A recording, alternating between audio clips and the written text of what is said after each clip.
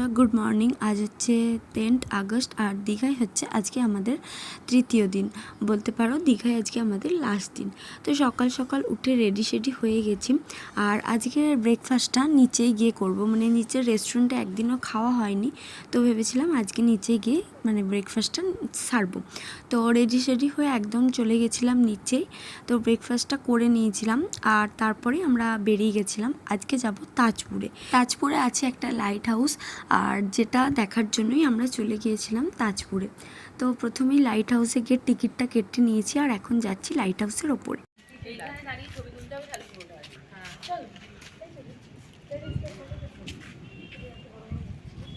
আমরা লাইট হাউসের টিকিট কেটে নিয়েছি আর আমরা লাইট হাউসের একদম টপে উঠছি। যত বড় দেখলাম প্রচুর সিঁড়ি আছে, আশা করি সবাই মিলে উঠছি একে একে লাইট হাউস। এতগুলো সিঁড়ি আমরা পেরিয়ে চলে এসেছি, আর একটু বাকি আছে, আর একটা ধাপ আছে। চলো, লাইট হাউসের দরজা খোলা হয়ে গেছে ফাইনালি। ওফ, কি ভিউ! ভাইটা কি ভাই দারুণ দারুণ। ভাইটা কি চলো দেখি। ওরে বাপরে, এটার মধ্যে না ফাঁক আছে, দেখবে। নিচে এই সেগমেন্ট আছে, এ ফুটো মাঝখানে ফুটোটা সবাই দেখি। এই মোবাইল সাবধান খালি। দারুণ দারুণ, অপূর্ব দৃশ্য। কেমন লাগছে? অপূর্ব অপূর্ব।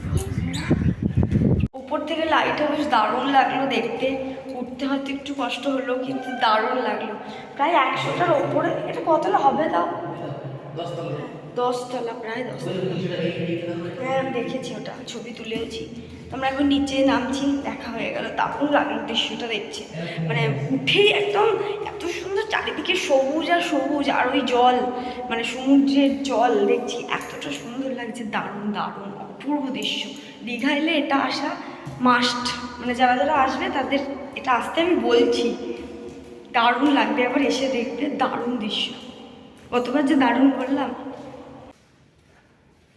আমরা নেমে যাচ্ছি, দেখো একবার ওদিকে সিঁড়িটা। চলো তুমি বেরো বেরো বেরো বেরো বেরো। এসো।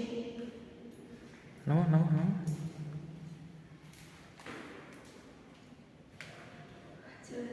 আমার কথা শুনে বা ভিডিও দেখে বুঝতেই পারলে যে কতটা অপূর্ব দৃশ্যটা।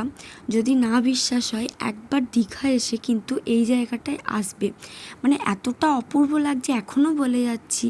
তো যাই হোক, এই জায়গা থেকে বেরিয়ে আমরা চলে গিয়েছিলাম তাজপুর বিশ্ববাংলা বিচে। তো চলো এখন তাহলে যাওয়া যাক তাজপুর বিশ্ববাংলা বিচে।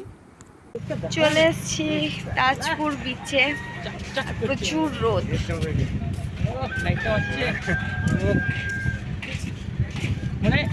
এখানে একটা সিঁড়ির মতো আছে, তো এখানে আমি প্রচুর রিলস দেখেছি এটায়, যে সবাই মিলে এটার মধ্যে ইয়ে করছে, দাঁড়িয়ে দাঁড়িয়ে ভিডিও করছে।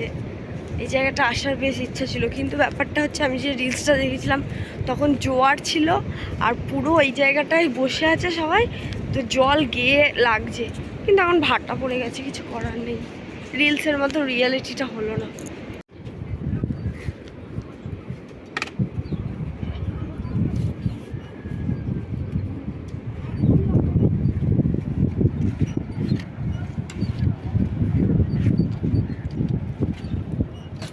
চলেতে এসেছি তাজপুর বিশ্ববাংলা বিচ, নাকি এই বিচটার নাম।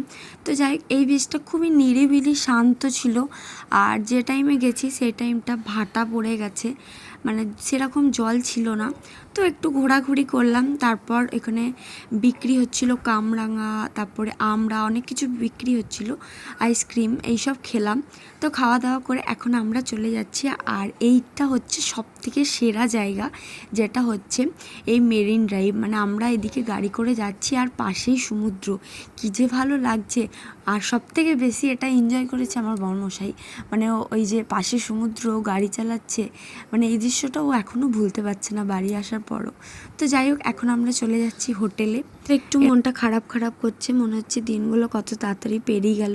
তো যাই হোক, আজকে সন্ধ্যেটুকু, কালকে মানে আজকে রাত্রে পেরোলেই চলে যাব বাড়ি। তো যতক্ষণ আছি ততক্ষণ একটু আনন্দ মজা আর একটু করে নিই। তো চলো হোটেলে তাহলে যাওয়া যাক। চলে এসেছি হোটেলে, আর হোটেলে এসেই আজকে যেহেতু লাস্ট দিন দীঘায়, তাই একটু সুইমিং পুলে চলে যাচ্ছি। আর সুইমিং পুলে গিয়ে তো সেরকম ভিডিও করা হয়নি, তাই সেরকম কোনো ক্লিপস নেই। আর এখন তারপর লাঞ্চটা অর্ডার করে নিয়েছিলাম, আর সেদিন স্পেশালি আমি আমার জন্য অর্ডার করেছিলাম কাঁকড়া, কারণ আমাদের গ্রুপের কেউই কাঁকড়া খায় না, আমি বাদে।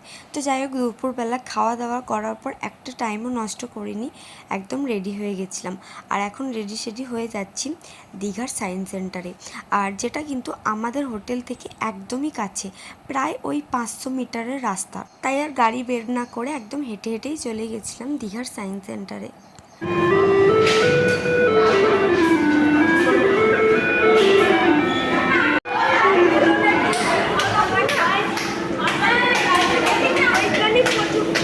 এখানে দেখা যায় না।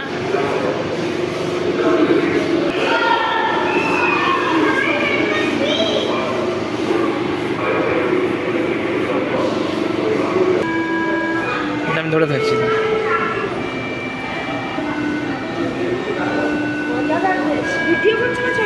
ভিডিও করছি।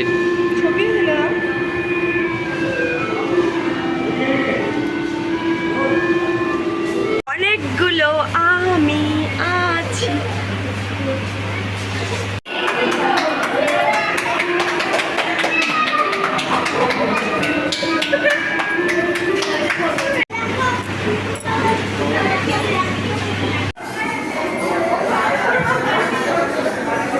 হাত দিয়ে, হ্যাঁ, হাতে আসবে, হাতে পায়ে মারবে, পায়ে।